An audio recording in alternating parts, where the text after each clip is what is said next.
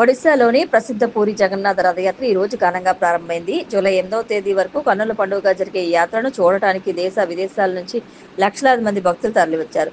ఈ రథయాత్రలో భక్తులు జగన్నాథుడు, ఆయన సోదర సోదరీమణులు బలభద్రుడు, సుభద్రలకు చెందిన రథాలను లాగుతారు.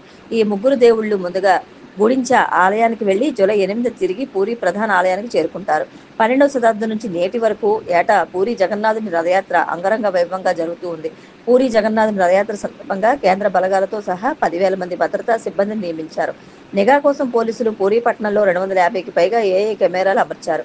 మరోవైపు గుజరాత్లోని గోల్వాడ్ సమీపంలో జరిగిన జగన్నాథ్ రథయాత్రలో అపశృతి చోటు చేసుకుంది.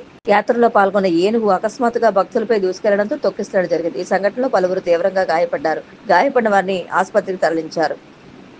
మాజీ మావోయిస్టు, తెలంగాణ రాష్ట్ర పంచాయతీరాజ్, గ్రామీణాభివృద్ధి, స్త్రీ శిశు సంక్షేమ శాఖల మంత్రి సీతక్కను మావోయిస్టులు హెచ్చరించారు. ఆదివాసీల హక్కులు ప్రభుత్వం కాలరాస్తున్న మంత్రి సీతక్క స్పందించడం లేదని వారు మండిపడ్డారు. ములుగు జిల్లాలోని ఏజెన్సీ ప్రాంతంలో ఆదివాసులను పోలీసులు, అటవీశాఖ అధికారులు తీవ్ర ఇబ్బందులు గురిచేస్తున్నారని మావోయిస్టుల అధికార ప్రతినిధి జగన్ పేరిట లేఖ విడుదలైంది. ఈ అంశంపై మంత్రి సీతక్క మాట్లాడడం లేదని విమర్శించారు. కాంగ్రెస్ పార్టీ తీసుకొచ్చిన పెసా 1/70 చట్టాలను మంత్రి సీతక్క మర్చిపోయారా అంటూ ఆమెను సూటిగా ప్రశ్నించారు.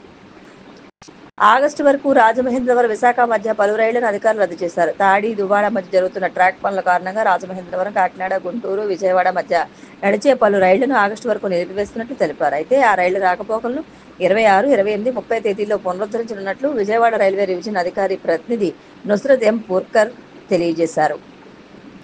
రాజమహేంద్రవరంలోని శ్రీ ఉమా కోట్లింగేశ్వర స్వామి, శ్రీ సీతారామస్వామి దేవస్థానానికి బొమ్మూరులో జాతీయ రహదారికి ఆనుకుని ఉన్న 6.15 ఎకరాల భూమిని 11 ఏళ్ల కాలానికి లీజుకు ఇచ్చేందుకు నిన్న దేవాదాయ శాఖ అధికారులు వేలంపాట నిర్వహించారు. రాజమహేంద్రవరం చెందిన టీడీపీ నేతలు వేలంపాటలో కుమ్మక్కై పాటను దక్కించుకున్నారన్న ఆరోపణలు వినవస్తున్నాయి.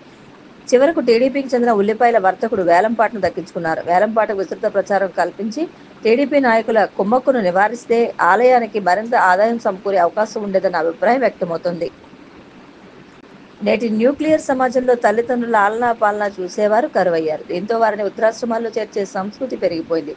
వృద్ధాశ్రమాలు కూడా వారి పాలిట నరకప్రాయంగా మారుతున్నాయి. వృద్ధులను కర్కశంగా బంధించిన అమానవీయ సంఘటన ఢిల్లీ, నోయిడాలో సెక్టార్ 55లో వెలుగు చూసింది.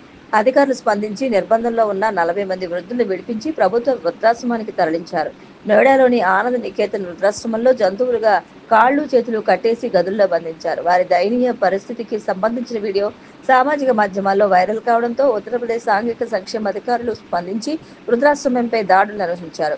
అక్కడ ఉన్న 40 మందిని సురక్షితంగా రక్షించి ప్రభుత్వ వృద్ధాశ్రమానికి తరలించారు. వృద్ధాశ్రమాన్ని సీజ్ చేశారు. నేటి న్యూక్లియర్ సమాజంలో తల్లిదండ్రుల ఆలనా పాలనా చూసేవారు కరువయ్యారు. దీంతో వారిని వృద్ధాశ్రమాల్లో చేర్చే సంస్కృతి పెరిగిపోయింది. నోయిడాలో ఆశ్రయం పొందుతున్న వృద్ధులు కూడా ధనిక కుటుంబాలకు చెందిన వారేనని అధికారులు తెలిపారు. వారిని చేర్చుకునేందుకు 2.5 లక్షల రూపాయలు, భోజన వసతి కోసం 6,000 రూపాయలు తీసుకుంటున్నట్లు విచారణలో తేలింది.